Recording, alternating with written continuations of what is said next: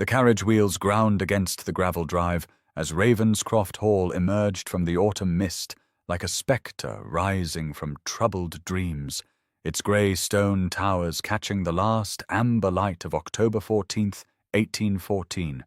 and Eleanor Ashworth pressed her gloved hand against the cold window glass, watching the edifice grow larger with each turn of the wheel, feeling something between dread and a strange, unbidden anticipation settle into her bones.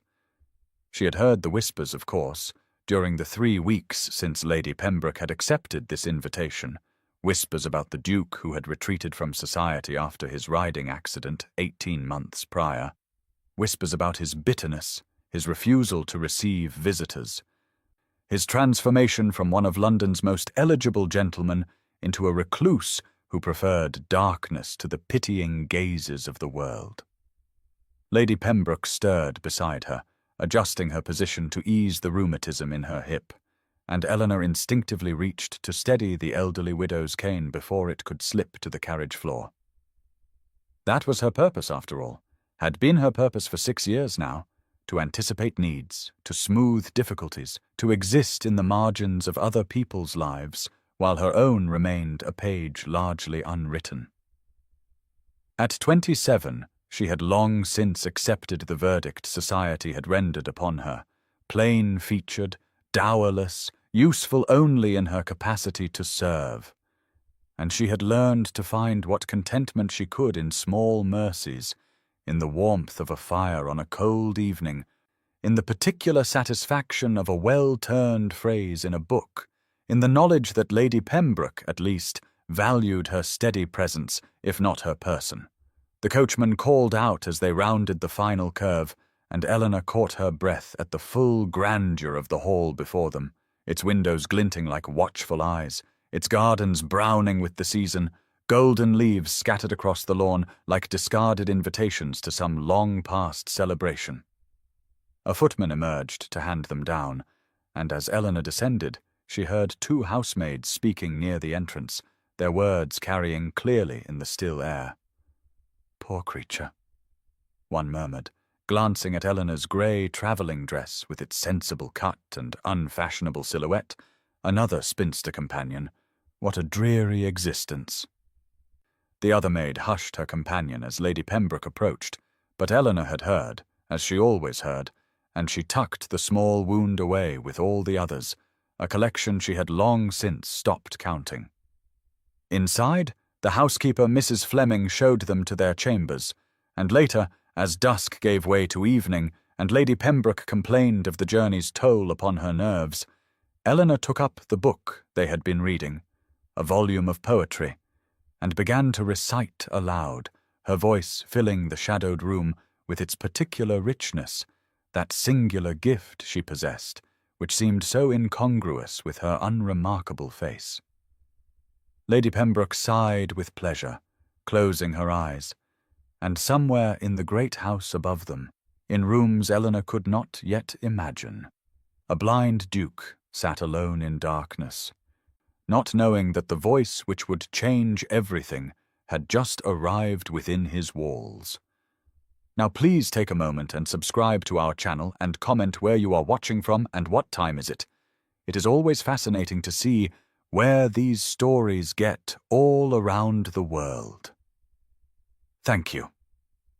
The morning of October 15th, 1814, brought with it a grey drizzle that seemed to seep into the very stones of Ravenscroft Hall, and Eleanor found herself navigating the unfamiliar corridors with the particular caution of one who knows her place exists only in the margins, fetching Lady Pembroke's shawl from their chambers, delivering a note to the housekeeper, performing the small invisible tasks that justified her presence among her betters. The other guests had arrived the previous evening, while Eleanor attended to Lady Pembroke's comfort, and now she observed them from her careful distance. Lady Diana Montague with her sharp eyes and sharper tongue, and her daughter Lady Cassandra, whose beauty seemed almost architectural in its perfection. Golden curls arranged with artful precision, complexion like fresh cream, figure draped in pink silk that whispered expense with every movement. It was Cassandra who first acknowledged Eleanor's existence, though acknowledgment perhaps granted too much weight to the dismissive glance that swept over Eleanor's grey dress before settling somewhere past her left shoulder, as if Eleanor were a piece of furniture one noted only to avoid collision. The servants proved more forthcoming with information, and from Mrs. Fleming, who showed a particular kindness to those she deemed worthy of it, Eleanor learned fragments of the Duke's story. How Frederick Sinclair had been riding to hounds when his horse had thrown him against a stone wall, how he had lain unconscious for 3 days while the finest physicians in England could do nothing but wait, how he had awakened to permanent darkness, and a grief so profound it had transformed him from a man who had loved society into one who could not bear even his closest friend's presence.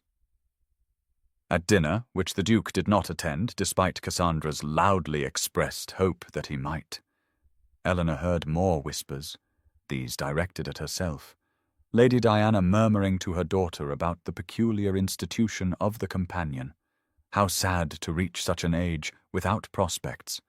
how fortunate that some women possessed enough sense to make themselves useful when nature had not seen fit to make them beautiful.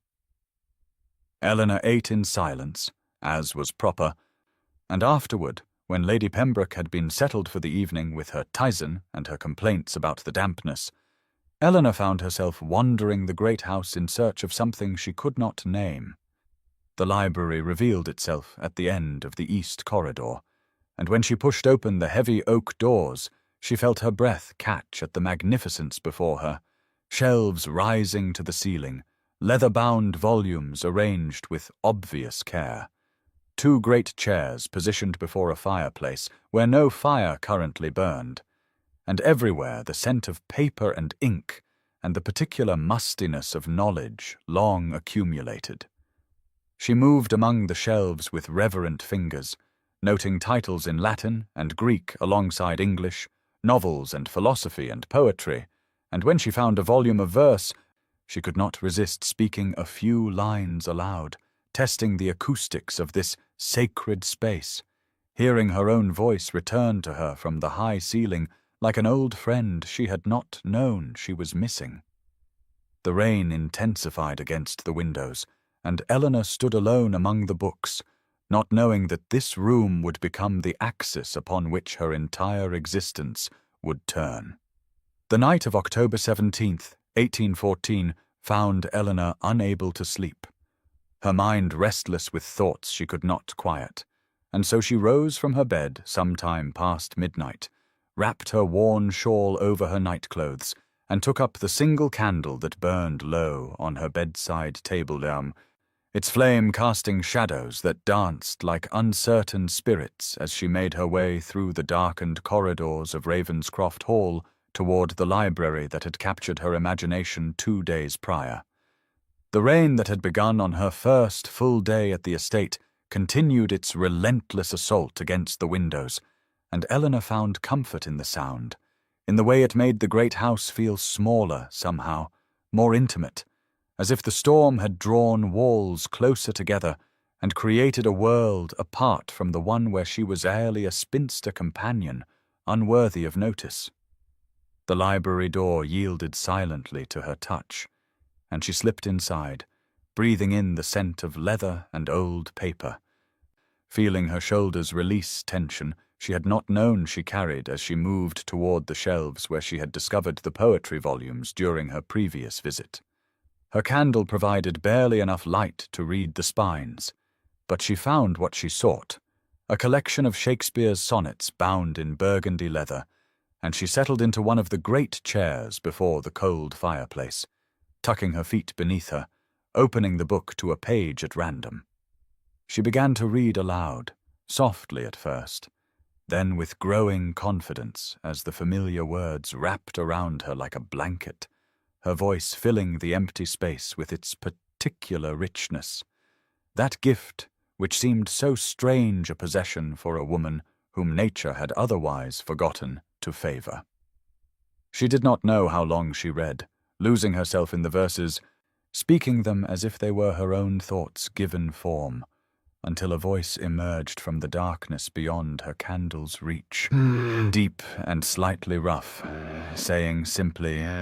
"Do not stop." Eleanor's heart seized in her chest as she stumbled to her feet, the book tumbling from her lap, her candle flame guttering dangerously with the sudden movement, and she strained to see into the shadows from which the voice had come, making out only the vague shape of a figure seated in the chair opposite hers, a chair she had believed empty. "I did not mean to frighten you," the voice continued, and now she could hear something beneath the cultured tones, a weariness perhaps, or a loneliness that echoed her own,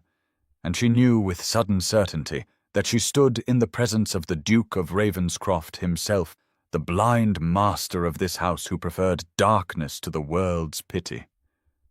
"Your Grace," she managed, her voice barely a whisper. "I beg your pardon. I did not know anyone was here. I should not have intruded." But even as she spoke, she found she could not move toward the door, could not flee as propriety demanded, held in place by something she could not name, as Frederick Sinclair leaned forward into the faint reach of her candle's light, revealing clouded eyes that saw nothing, and a face marked by suffering, yet somehow still compelling, and said with an urgency that surprised them both, "Please, I have not heard anyone read like that in 18 months. Stay and read to me." Eleanor retrieved the fallen book with trembling fingers, acutely aware of the Duke's presence in the darkness beyond her meagre candle's reach, and she found herself unable to form the polite excuses that would permit her escape, instead sinking back into the chair as if her legs had simply refused to carry her away from this strange and terrifying intimacy that had sprung up between two strangers in the deep hours of the night. "You were reading Sonnet 29, Frederick said, and his voice carried that same roughness she had noted before, as if it had gone too long unused when in disgrace with fortune and men's eyes.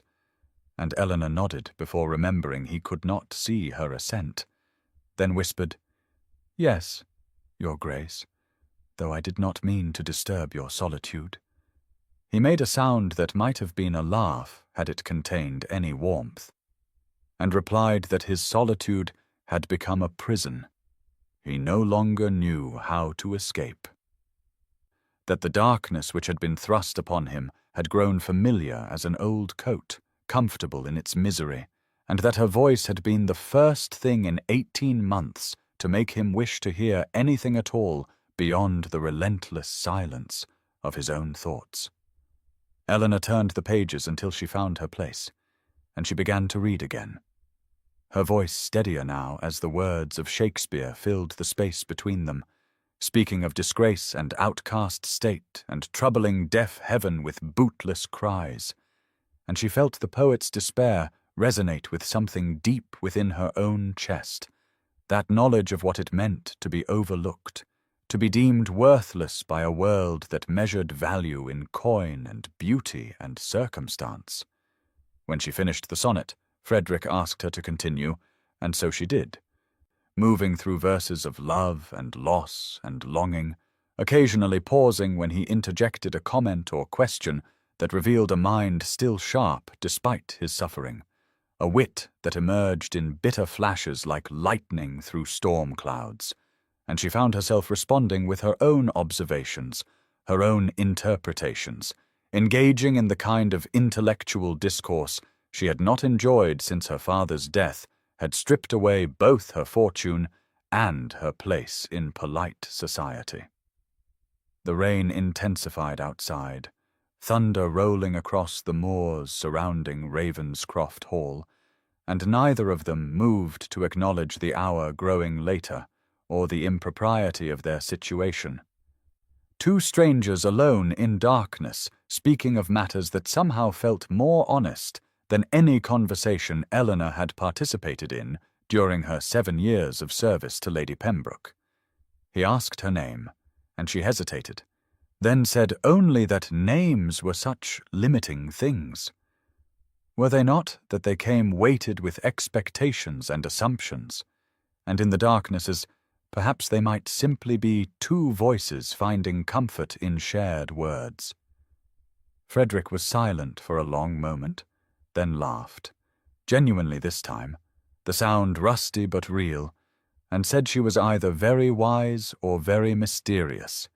and he found he did not mind which. When the clock somewhere in the house chimed 4, Eleanor rose and said she must go before the household stirred, and he asked if she would return the following night, and she knew she should refuse, knew that nothing good could come of this strange connection forged in shadow, but she heard herself say yes, and then she slipped away through the servant corridor she had memorized, carrying her guttering candle and the echo of his rare laughter like treasures held close against her heart. Eleanor woke on the morning of October 18th, 1814, with barely 3 hours of sleep behind her, and the echo of Frederick's laughter still warming some hidden chamber of her heart. And she moved through the rituals of dressing and attending Lady Pembroke as if in a dream, her fingers clumsy with buttons,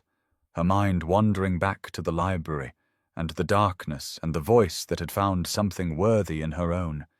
Yet she forced herself to perform her role with the invisibility she had perfected over 7 years of service, answering when spoken to in the briefest possible phrases, keeping her remarkable voice subdued to its most unremarkable register as she helped Lady Pembroke navigate the breakfast room where the other guests had already gathered.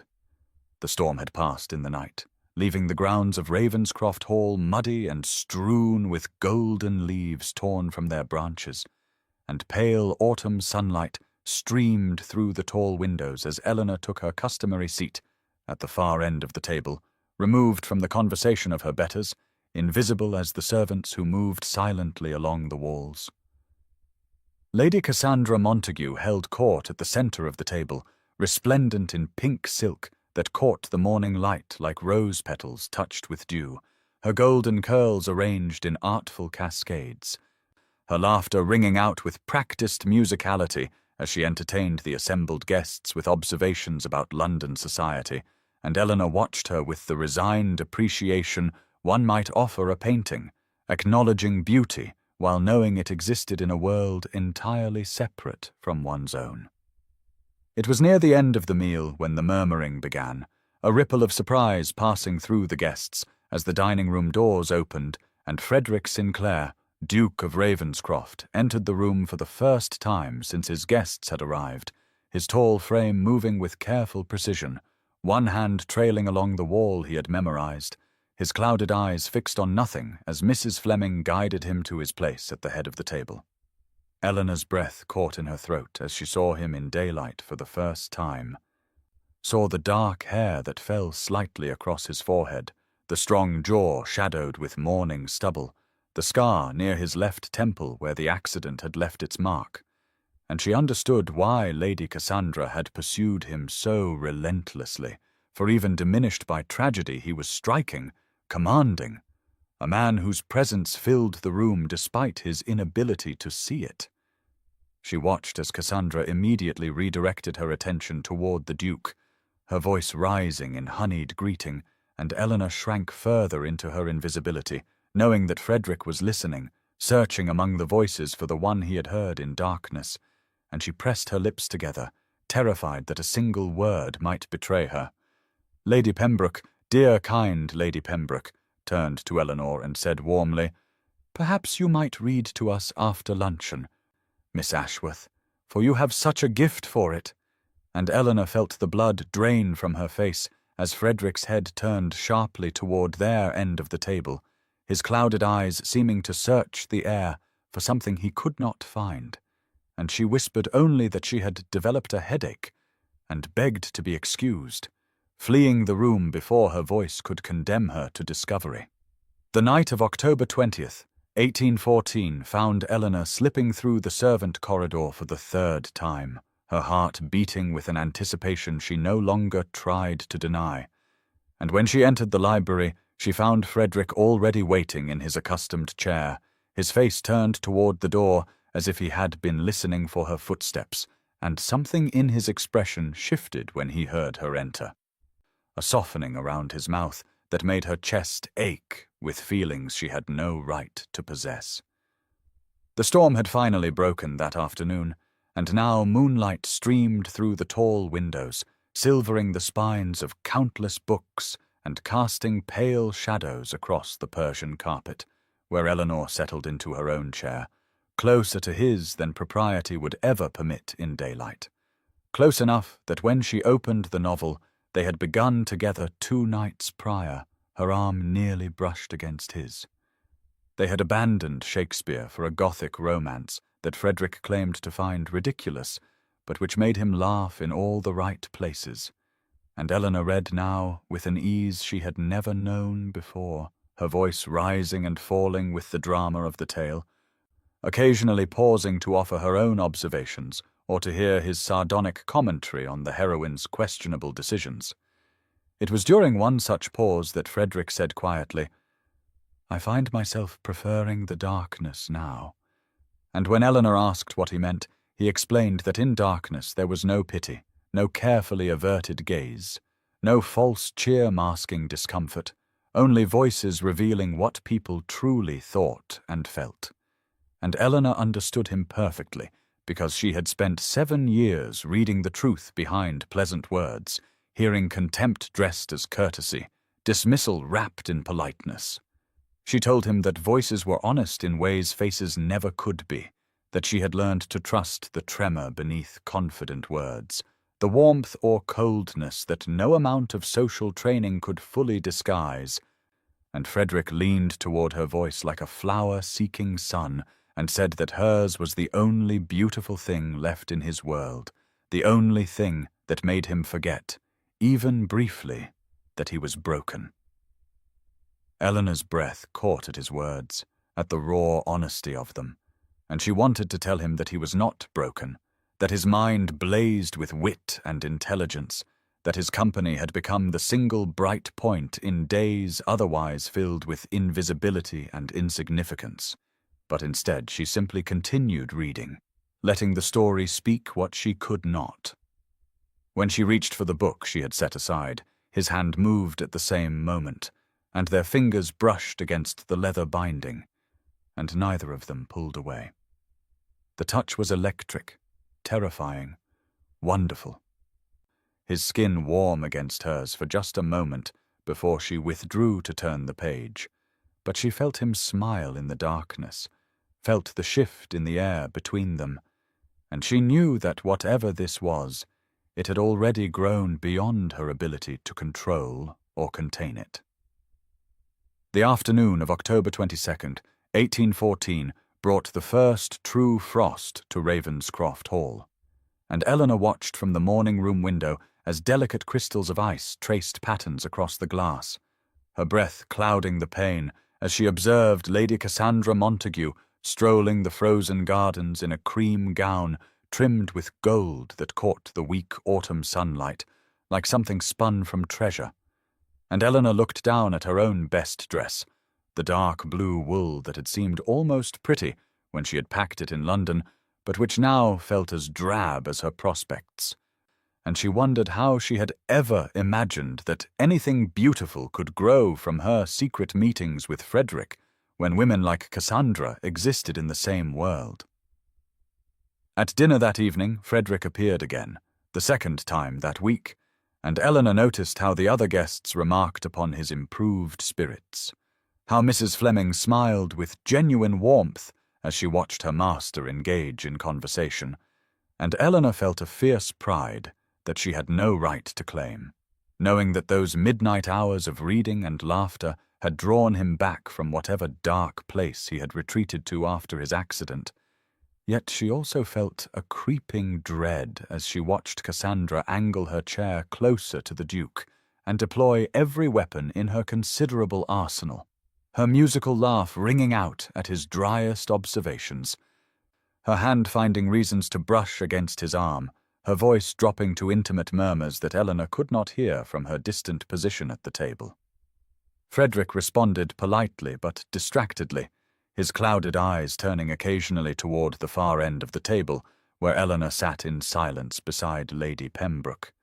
And she knew he was listening for her voice among the others, searching for the woman who existed only in darkness. And she pressed her lips together so tightly they ached, terrified that a single word might betray her secret to the sharp ears of Lady Cassandra,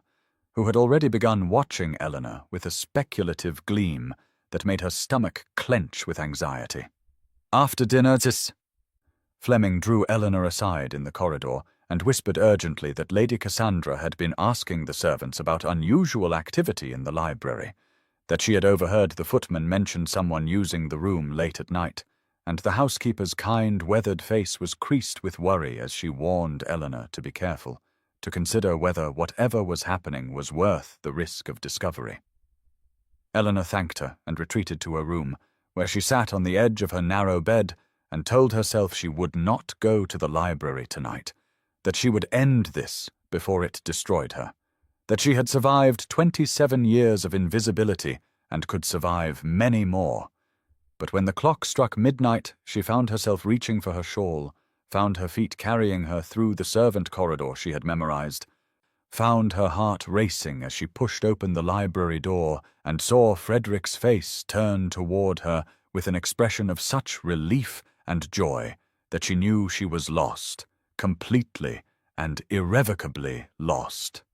The night of October 24th, 1814, brought a bitter frost that painted the windows of Ravenscroft Hall with delicate crystals of ice, and Eleanor found Frederick already seated in the library when she arrived, his face turned toward the window, as if he could somehow feel the cold seeping through the glass. And when she settled into her chair beside him, he reached out without hesitation and found her hand, lacing his fingers through hers with a certainty that made her heart stutter and race. And for a long moment, neither of them spoke, the only sound the crackling of the low fire and the occasional settling of the ancient house around them. They had nearly finished the Gothic novel that had made them both laugh and groan at its excesses. But tonight, Frederick showed no interest in reading,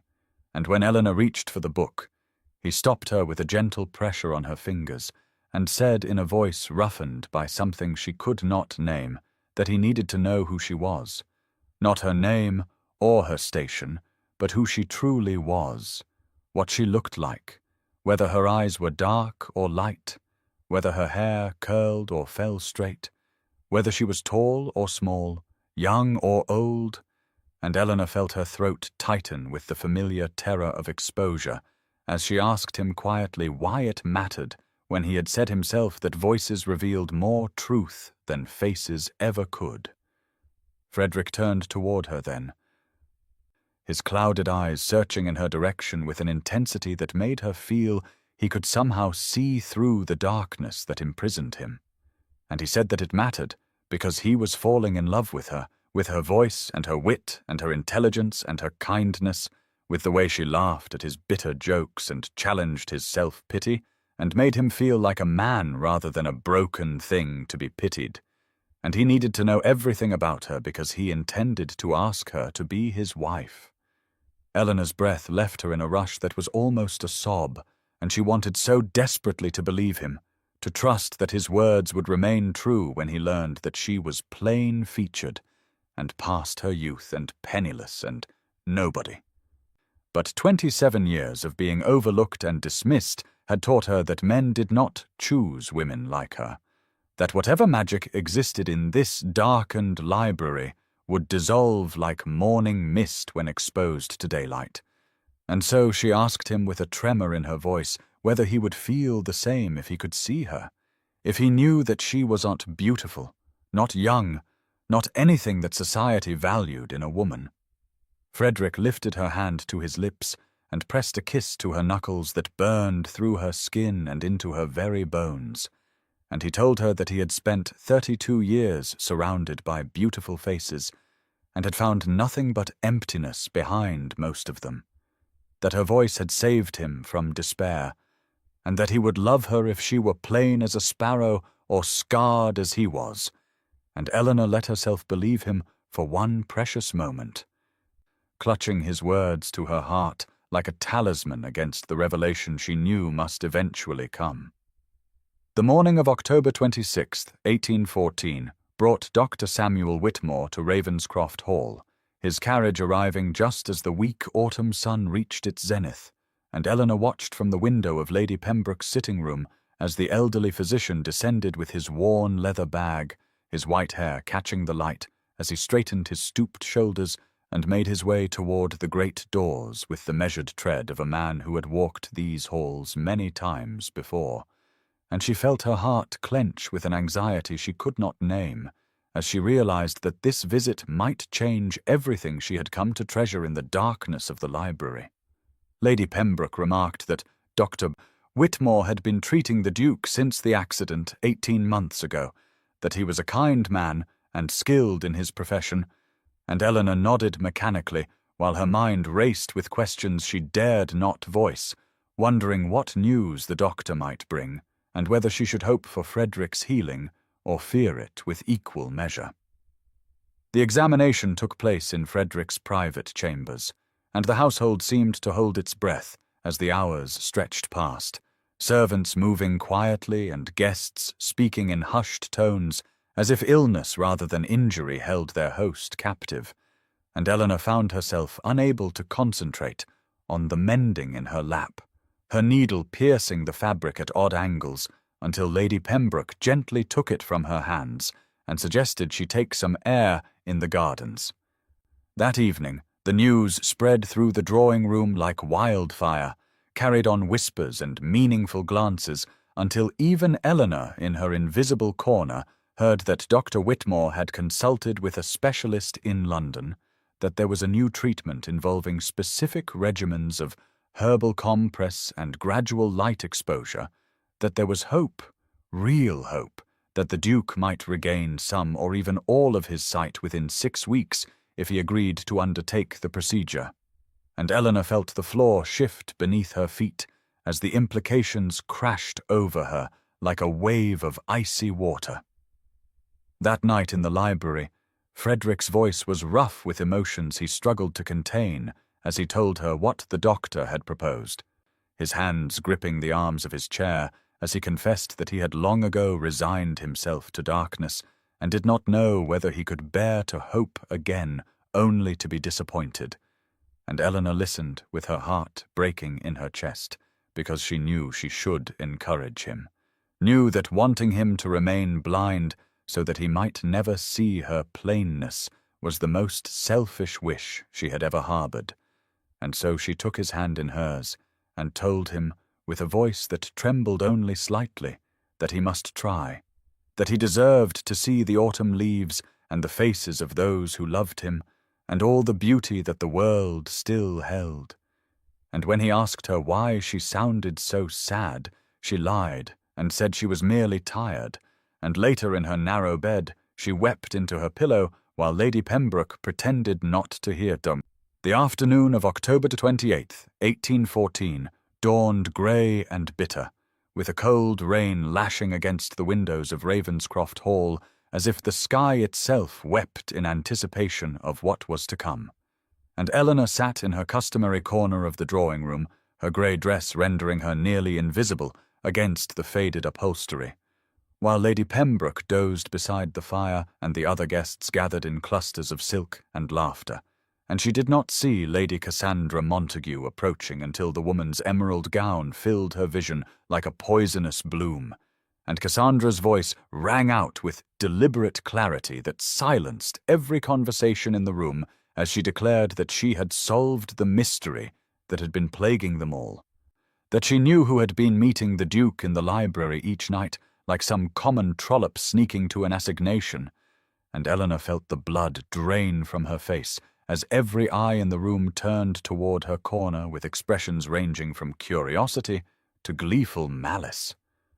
Cassandra continued with honeyed venom that it was none other than Miss Ashworth, Lady Pembroke's spinster companion, the plain little nobody who read aloud so prettily. And was it not delicious that the blind Duke had been courting a woman he would never choose if he could see her mousy hair and unremarkable features, and the lines already forming around her eyes? and the laughter that rippled through the room cut Eleanor like shattered glass as she rose on trembling legs, her hands clenched at her sides while she searched for Frederick among the assembled guests and found him standing in the doorway, his clouded eyes turned toward the commotion, his face utterly still and unreadable as Cassandra's words reached his ears. Eleanor waited for him to speak, to deny it, to say something, anything, but his silence stretched like a chasm between them, and she could not bear to hear him confirm what she had always known, that she was not worthy, that he would be ashamed to have his name linked with hers. And so she fled, pushing past the whispers and the stares and the cruel smiles, her feet carrying her through corridors she barely saw until she reached her small chamber and locked the door behind her, pressing her back against the wood as sobs tore through her chest. Hours passed in that cold room while the rain continued its assault and the light faded from grey to black, and Eleanor had nearly convinced herself that she must pack her things and leave before dawn when she heard footsteps in the corridor, uneven and accompanied by the tap of a cane. And then Frederick's voice came through the door, rough with emotion as he said her name, her real name, Eleanor, and begged her to open the door. And when she finally did, he stood before her with rain still glistening in his dark hair, having navigated the unfamiliar path from the drawing-room to the servants' wing by asking directions from every maid he encountered. And he reached for her with hands that shook slightly as he told her that nothing had changed, that she was still the voice that had saved him from despair, the mind that challenged him, the soul he had chosen, and that he would shout it from the rooftops of London if she needed proof. The morning of October 30th, 1814, broke clear and cold over Ravenscroft Hall, the frost painting delicate patterns on the windows as Eleanor descended the stairs, with her heart hammering against her ribs, uncertain whether the events of 2 nights past had been real or merely the fevered imaginings of a woman too long starved for tenderness. But when she entered the breakfast room and found Frederick already seated at the head of the table, his clouded eyes turning toward the sound of her footsteps with an expression of such open warmth that several guests dropped their forks in astonishment, she knew that everything had indeed changed irrevocably. He rose from his chair and crossed the room toward her with the confident stride of a man who had memorized every obstacle, his hand extended until his fingers found her arm, and in a voice that carried to every corner of the suddenly silent room, he asked if she would do him the honor of accompanying him on a walk through the gardens, and Eleanor could only nod before remembering he could not see the gesture, and whispering yes with a voice that trembled despite her best efforts to steady it. Lady Cassandra's teacup clattered against its saucer as they departed, and Eleanor felt the weight of a dozen scandalized stares pressing against her back like physical blows. But Frederick's hand remained firm on her arm as he guided her through the great doors and into the crisp October air,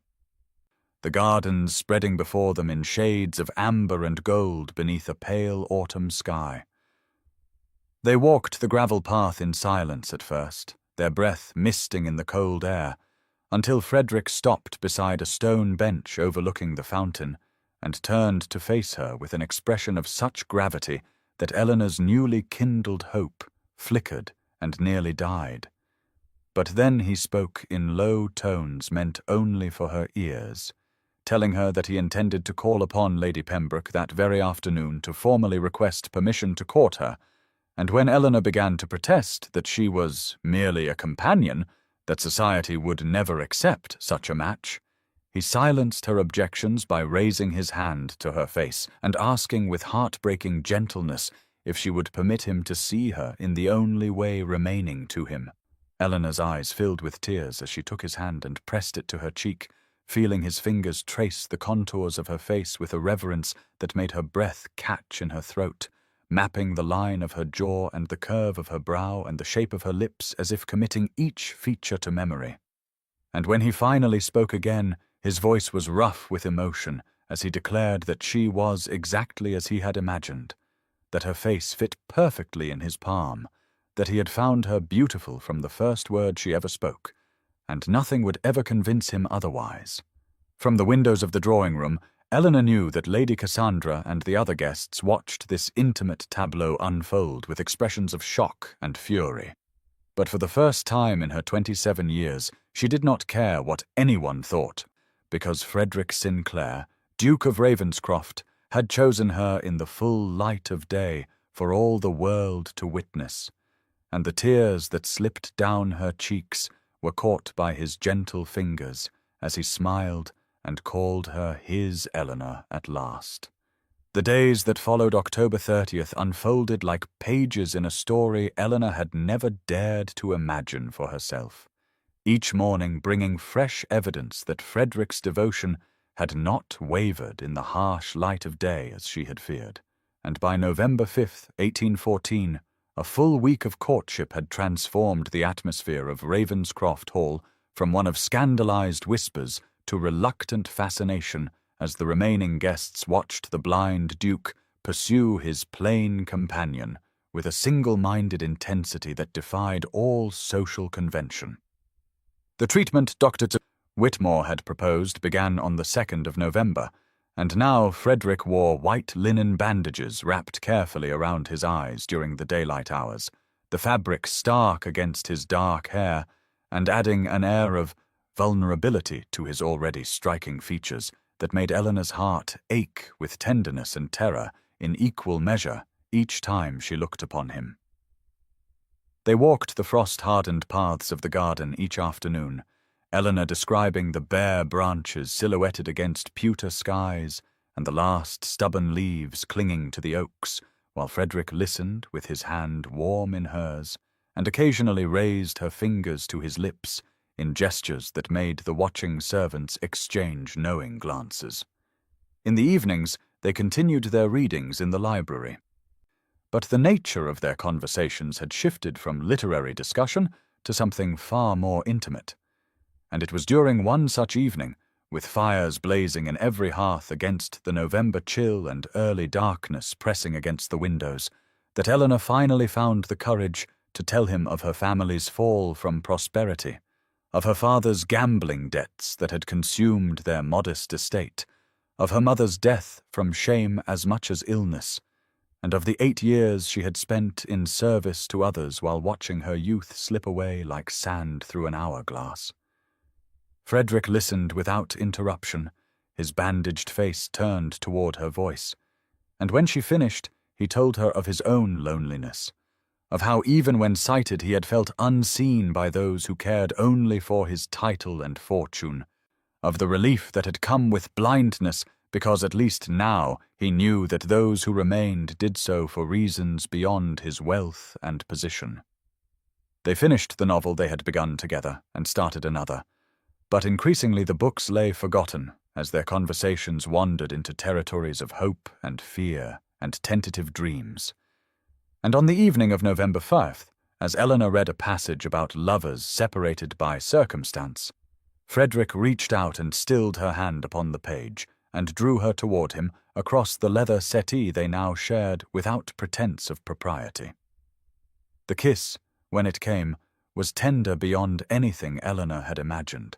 his lips finding hers with unerring accuracy despite his blindness. And she realized he had mapped her face so thoroughly in their garden walks that he knew exactly where she was in relation to him at every moment. And when they finally drew apart, breathless and trembling, he whispered against her hair that she was becoming his whole world. And Eleanor wept because she believed him and because she was terrified of the day his bandages would come off, and he would see at last what his hands and heart already knew. The evening of November the 10th, 1814, arrived with a stillness that seemed to hold its breath, the library fire burning low and casting dancing shadows across the walls, as Eleanor settled into what had become her accustomed place on the leather settee, her dark blue dress smoothed carefully over her knees, while Frederick sat beside her with his bandaged eyes turned toward the warmth of the flames. And she could feel something different in the air tonight, a tension that hummed between them like a plucked string waiting to resolve into harmony or discord. And when he reached for her hand and held it between both of his own with an intensity that made her pulse quicken, she knew before he spoke that this night would change everything forever. Dr. Whitmore had visited that afternoon with news that the treatment was progressing better than expected, that in 3 weeks the bandages would come off, and Frederick would likely see again. And Eleanor had smiled and expressed joy, while her heart fractured into pieces behind her ribs, because 3 weeks meant the wedding she had begun to dream of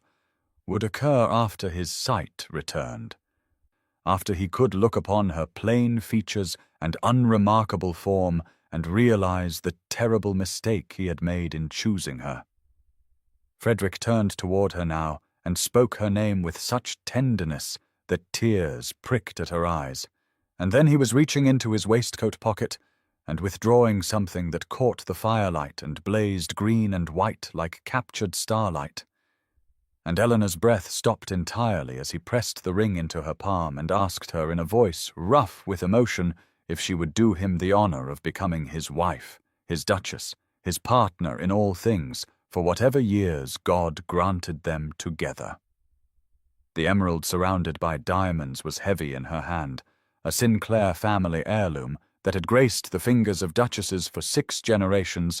and Eleanor wanted desperately to slide it onto her finger and say yes and believe that happiness was finally within her grasp. But instead, she heard herself asking the question that had haunted her for weeks, asking what would happen when his bandages came off, and he saw her at last, asking if he would regret binding himself to a woman whose face could never match the beauty of her voice. Frederick's expression shifted then, his jaw tightening with something that might have been frustration or might have been pain, and he raised her hand to his lips and pressed a kiss to her knuckles before telling her that he had already seen her, that his fingers had memorized every line and curve of her face, that his heart had recognized her soul from the first word she ever spoke in this very room, and that if his eyes upon restoration showed him anything different from what he already knew to be true, then his eyes would simply be wrong, because Eleanor Ashworth was the most beautiful woman in England to him, and would remain so until his dying breath. She was crying now, tears streaming down her cheeks as she whispered yes, and Frederick slid the ring onto her finger with hands that trembled slightly before pulling her into an embrace so fierce and tender that Eleanor finally allowed herself to believe that perhaps, just perhaps, she deserved to be loved after all. The morning of November 12th, 1814, dawned cold and bright, frost glittering on the windows of Ravenscroft Hall like scattered diamonds as Eleanor dressed in her dark blue gown with trembling fingers, the emerald ring heavy and unfamiliar on her hand, and by the time she descended to the breakfast room, the news had already spread through the household like wildfire, servants pausing in their duties to curtsy with knowing smiles and whispered congratulations that made Eleanor's cheeks flush with a mixture of pleasure and disbelief that this could truly be her life now. Frederick had insisted on making the formal announcement at breakfast, and Eleanor stood beside him as he addressed the assembled guests with a voice that rang with pride and defiance, declaring that Miss Eleanor Ashworth had done him the honor of accepting his hand in marriage, and that the wedding would take place in December at the chapel on the estate. And the silence that followed his words was deafening, broken only by the clatter of Lady Cassandra's teacup against its saucer as her face drained of all color and her mother pressed a hand to her chest, as though physically struck by the news. Lady Pembroke rose from her chair with tears streaming down her weathered cheeks and crossed the room to embrace Eleanor with a fierceness that surprised them both, whispering that she had always known Eleanor was destined for something far greater than fetching shawls and reading novels to an old woman. And then she turned to Frederick and told him he was getting the finest woman in England whether he knew it or not, and Frederick smiled and said he knew it better than anyone. The Montagues departed that very afternoon, their trunks loaded hastily onto their carriage, while Lady Cassandra stood in the entrance hall and delivered her parting words with venom dripping from every syllable, telling Eleanor that she hoped she enjoyed her brief triumph because society would never accept a spinster companion as a duchess, no matter how besotted her blind husband might be, and that when Frederick's sight returned, he would see exactly what sort of bride he had saddled himself with, and then Eleanor would understand what true humiliation felt like. Frederick stepped forward before Eleanor could respond, his bandaged face turning toward Cassandra with an expression of cold contempt, and he informed her that the only thing he would see when his sight returned was the woman he loved, and that Lady Cassandra's bitterness revealed far more about her own character than it could ever reveal about Eleanor's worth, and then he bid her a safe journey in a tone that made clear she would never be welcome at Ravenscroft again. The carriage wheels crunched on the gravel drive as the Montagues departed, and Eleanor watched from the window with Frederick's arm around her waist, the emerald ring catching the pale November light.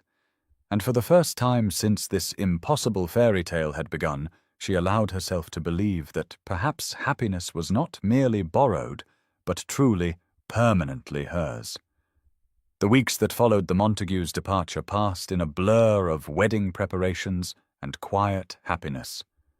November deepening into its coldest days as Eleanor found herself transformed from invisible companion to future Duchess of Ravenscroft, seamstresses arriving from London with bolts of ivory silk and delicate lace, while Mrs. Fleming bustled about the great house, directing servants in preparations that seemed to Eleanor like something from a dream she might wake from at any moment. Lady Pembroke had officially released Eleanor from her service with tears and embraces and promises to attend the wedding as an honoured guest rather than an employer, and Eleanor had wept too as she thanked the woman who had shown her kindness during the loneliest years of her life, who had brought her to Ravenscroft Hall without knowing she was delivering Eleanor to her destiny. The remaining guests had departed one by one, some with genuine well-wishes and others with barely concealed astonishment that the blind Duke had chosen so poorly when he might have had any beauty in England. But Eleanor found that their opinions mattered less with each passing day as Frederick's steadfast devotion slowly wore away the armour she had built around her heart through 27 years of being overlooked and dismissed. They still met in the library each night, though now they sat openly together on the settee with her head resting against his shoulder as she read aloud, his bandaged eyes turned toward the fire, while his fingers traced absent patterns on her hand. And these quiet hours remained the most precious part of Eleanor's days. Even as the wedding preparations swirled around them in an increasingly frantic dance. Whitmore visited twice weekly now to monitor Frederick's progress, reporting that the treatment was exceeding all expectations and that the bandages would come off on December 1st, just 2 weeks before the wedding date they had chosen. And each time Eleanor heard this news, she felt joy and terror warring within her chest because she wanted Frederick to see again more than she had ever wanted anything. Yet she could not silence the voice that whispered he would look upon her plain face and finally understand what everyone else had always known. Frederick sensed her fear, though she tried to hide it, and on the night of November 20th, he pulled her close in the fire-lit library and told her that he had loved her voice first, then her mind, then her heart, and that these were the things that mattered, that beauty faded and youth vanished, but the soul remained eternal, and that Eleanor's soul was the most beautiful thing he had ever encountered in 32 years of living. She wanted to believe him with every fibre of her being, and sometimes in the warmth of his arms she almost could. But then she would catch sight of her reflection in a darkened window and remember all the times she had been passed over, all the whispered cruelties, all the years of invisibility, and the doubt would creep back in like frost spreading across glass.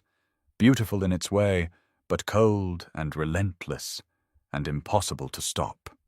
December 1st, 1814 arrived with a pale winter sun that seemed to Eleanor both a blessing and a curse, the morning light streaming through the windows of Ravenscroft Hall as she sat in the small parlour adjacent to Frederick's chambers. Her hands clasped so tightly in her lap that her knuckles had gone white, the emerald ring pressing into her flesh as she listened to the low murmur of Dr. Whitmore's voice behind the closed door, and tried to remember how to breathe through the terror that had taken up residence in her chest. Mrs. Fleming had brought her tea that sat untouched and cooling on the table beside her, and Lady Pembroke had offered to wait with her, but Eleanor had declined, needing to face this moment alone, because it felt as though her entire life had been leading to this single point in time when the man she loved would either see her and stay, or see her and understand at last what everyone else had always known. The door opened and Dr. Whitmore emerged, his elderly face creased with a smile that made Eleanor's heart stutter painfully. And he told her that the treatment had succeeded beyond his most optimistic hopes, that His Grace's vision was restored nearly in full, and that Frederick was asking for her with an urgency that bordered on desperation. Eleanor rose on legs that trembled beneath her skirts, smoothing the fabric of her dark blue dress with hands that shook visibly, and she thought of all the mirrors she had avoided in her 27 years, all the times she had looked away from her own reflection because she could not bear to see what others saw. And now she must walk through that door and offer herself up to the judgment she had spent a lifetime dreading. The room was dim when she entered, curtains still drawn against the bright winter light to protect Frederick's newly healed eyes, and she could see him sitting in a chair by the window, his bandages removed. His face turned toward the sound of her footsteps with an expression of such raw longing that it stole the breath from her lungs. He rose as she approached, and she watched his eyes focus on her for the first time, watched him take in her plain features, her unremarkable brown hair, the face that had inspired no poetry and launched no ships, and she braced herself for the moment when his expression would change from love to disappointment, from desire to polite resignation. But Frederick's eyes filled with tears that spilled down his scarred cheeks as he crossed the remaining distance between them and took her face in his hands with a reverence that made her sob, and his voice broke as he told her she was exactly as he had imagined, that she was perfect, that he had seen her truly from the very first moment she spoke in the darkness of the library,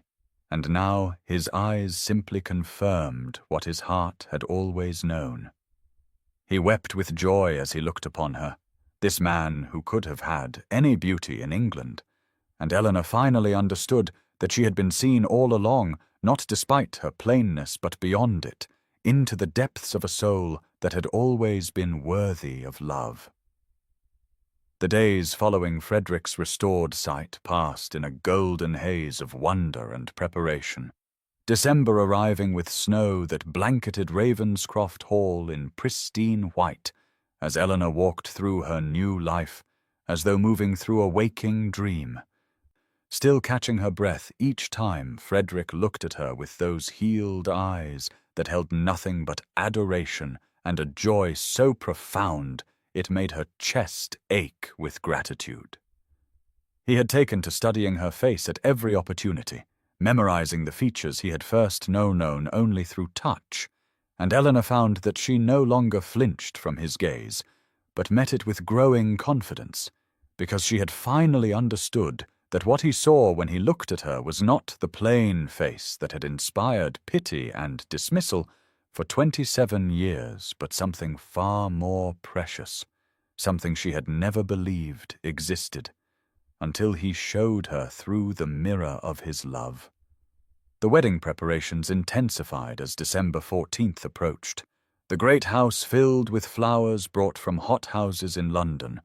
ivory silk being fitted to Eleanor's form by seamstresses who called her your grace in practice and made her blush each time.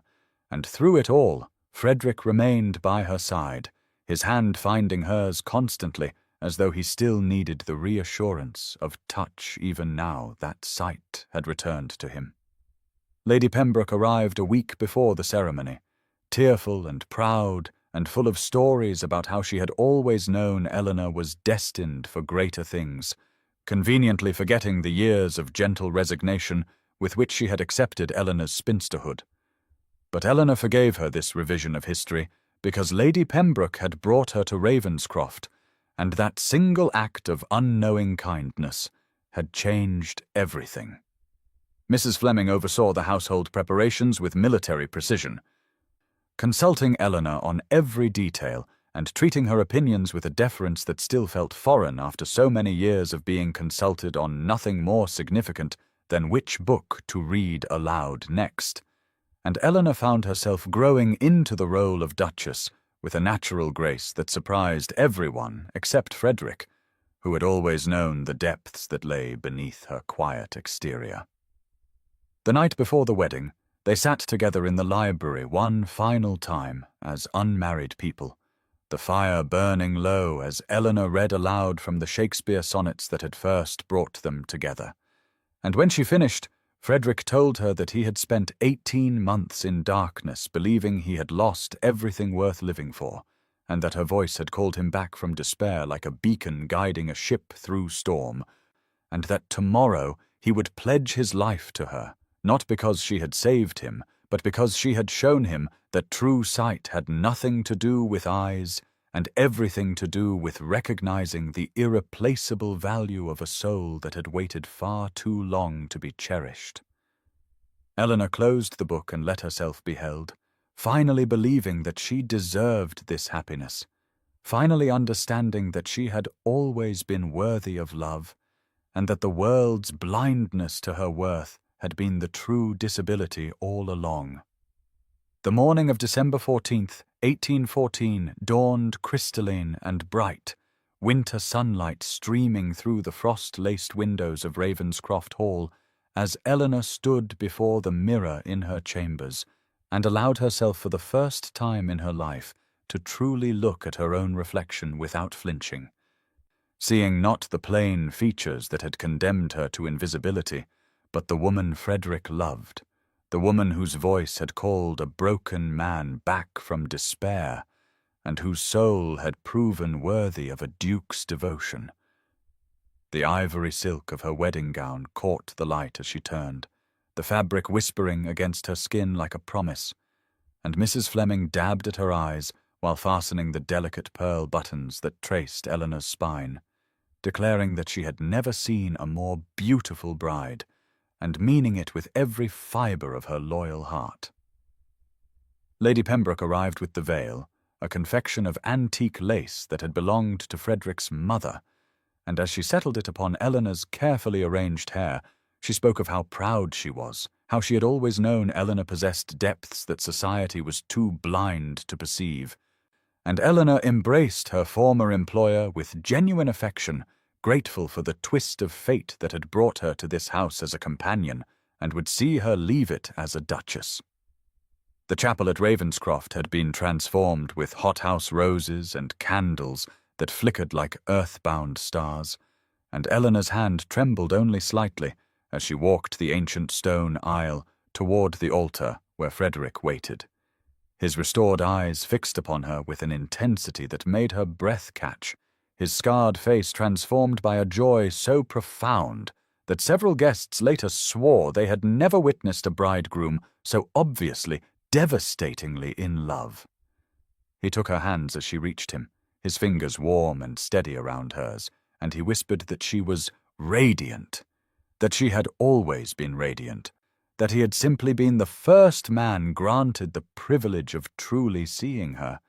and Eleanor felt the last vestiges of her old self, the invisible spinster who had believed herself unworthy of notice, dissolve like morning mist beneath the summer sun. The vows they exchanged were traditional in form, but revolutionary in meaning. Each promise weighted with the knowledge of how improbable this union was, How many obstacles they had overcome, how society had deemed them mismatched, and how gloriously wrong society had been. When Frederick kissed her to seal their marriage, Eleanor heard the assembled guests gasp at the passion evident in that embrace, and she understood that they were witnessing something rare, a love story that defied every rule the tongue held sacred. And she kissed her husband back with all the feeling she had suppressed for 27 years, finally free to want and be wanted, to love and be loved, to stand in the light without apology. The Duchess of Ravenscroft emerged from that chapel a woman transformed, not by silk or jewels or titles, but by the revolutionary act of being chosen by someone who had seen her true self and found it not merely acceptable, but irreplaceable. And as Frederick led her into their future, his hand warm in hers, and his healed eyes bright with tears of joy, Eleanor finally believed in her own worth. The wedding breakfast that followed the ceremony stretched through the afternoon, a magnificent affair that filled Ravenscroft Hall with music and laughter, and the clink of crystal raised in endless toasts to the Duke and his unlikely Duchess. And Eleanor sat beside Frederick at the head of the great table, her hand resting in his beneath the damask tablecloth, as she watched the faces of those who had once dismissed her as beneath notice, now offering congratulations with varying degrees of sincerity that she found she could identify with perfect accuracy, her years of invisibility having granted her the gift of reading people's true feelings beneath their polished social masks. Lady Pembroke wept openly throughout the meal, declaring to anyone who would listen that she had always known Eleanor was destined for greatness, that she had recognized from the very first day of their acquaintance that this quiet young woman possessed depths that society was too shallow to perceive, and Eleanor caught Frederick's knowing smile at these revisionist memories, but chose to accept the kindness behind them rather than challenge their accuracy. Mrs. Fleming had outdone herself with the feast, directing an army of servants who moved through the great hall with military precision, and Eleanor made a point of seeking out the housekeeper during a lull in the festivities to thank her personally, watching the older woman's eyes fill with tears as she embraced the new Duchess, and whispered that Ravenscroft had not known such happiness in longer than she could remember. The guests who remained, those who had stayed through the autumn weeks and witnessed the improbable love story unfold, seemed divided between genuine joy and barely concealed astonishment that a blind duke had chosen a plain spinster over the beautiful women who had paraded before him, and Eleanor found she no longer cared which category any particular guest fell into, because Frederick's devotion had finally convinced her that their opinions were irrelevant to her happiness. As evening approached and the candles were lit throughout the great hall, Frederick rose to address the assembled company, his healed eyes bright with emotion as he spoke of how darkness had taught him to truly see, how a voice in the night had called him back from despair, and how the woman beside him had shown him that beauty was never about faces or figures, but about souls brave enough to offer themselves honestly to another. And Eleanor felt tears streaming down her cheeks as the guests fell silent, even the skeptics moved by the raw sincerity in his words. He turned to her then, before all those watching eyes, and lifted her hand to his lips with a reverence that made her breath catch, declaring that he was the most fortunate man in England, that he would spend every day of his remaining life ensuring she understood her own worth, and that their story would be proof for all who witnessed it that love could flourish in the most unexpected gardens when two hearts were brave enough to recognize each other beyond the superficial judgments that society held so dear. And Eleanor rose to meet his embrace as the hall erupted in applause. The wedding night arrived wrapped in velvet darkness and the soft glow of candlelight. And as Frederick led Eleanor to the ducal chambers that had been prepared with fresh flowers and finest linens, she felt the last barriers between them dissolve into the intimacy they had built through weeks of whispered conversations and slowly deepening trust. And when he turned to her in the privacy of their room, his healed eyes held such reverence that she finally understood he had always seen her clearly, even when his vision had been shrouded in darkness. He traced the lines of her face with fingertips that had memorized her features long before his sight returned, and he spoke of how he had fallen in love with the curve of her smile through the warmth in her voice, how he had known the kindness in her eyes through the gentleness of her words, how he had mapped the geography of her soul through countless midnight conversations and found it more beautiful than any landscape his restored vision could reveal. Eleanor wept then, tears of joy and release, and the profound relief of finally being seen and accepted and cherished. And Frederick kissed each tear from her cheeks with a tenderness that made her heart ache with gratitude for the improbable series of events that had brought them together in that Gothic library on an autumn night when she had believed herself destined for permanent invisibility. Their union that night was a conversation continued from all those hours in the library, a physical expression of the intellectual and emotional intimacy they had cultivated in darkness. And Eleanor discovered that being truly known was far more intoxicating than any passion she had imagined in her lonely years of resigned spinsterhood. When dawn broke over Ravenscroft Hall on December 15th, 1814, the Duke and Duchess lay entwined in sheets of finest Egyptian cotton, and Frederick watched the winter light play across his wife's sleeping face with an expression of such profound contentment that Mrs. Fleming, who had quietly opened the curtains, retreated with tears streaming down her weathered cheeks. Eleanor stirred to find her husband gazing at her with those healed eyes that had wept with joy upon first seeing her face, and she no longer flinched from his scrutiny, because she had finally accepted what he had known all along: that beauty was never about symmetry or fashion or the arbitrary standards society imposed upon women, but about the courage to offer one's true self to another, and the grace to receive such an offering with wonder and gratitude. They breakfasted together in the small morning room, a departure from ducal tradition that Frederick insisted upon because he could not bear to be separated from her, even for the formal rituals of household management. And the servants whispered among themselves that they had never seen the Duke so happy, that the bitter recluse who had retreated from life after his accident had been transformed by the plain spinster companion whose voice had called him back from despair, and that Ravenscroft Hall itself seemed to have awakened from a long slumber, its ancient stones warming with the joy that radiated from the newlywed Duke and his unlikely Duchess, who had proven that love could indeed flourish in the most unexpected gardens when two hearts were brave enough to recognize each other beyond the superficial judgments that the world held so tragically dear.